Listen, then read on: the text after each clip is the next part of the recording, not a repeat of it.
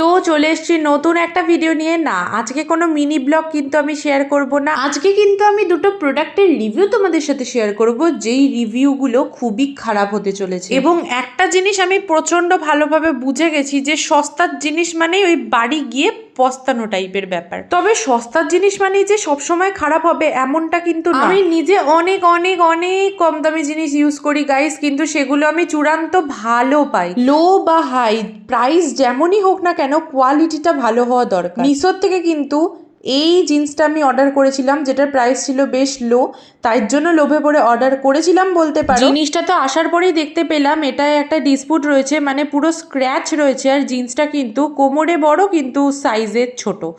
আর এই লং স্কার্টটা আমি অর্ডার করেছিলাম, এটা কিন্তু আমার বেশ ভালো লেগেছিল।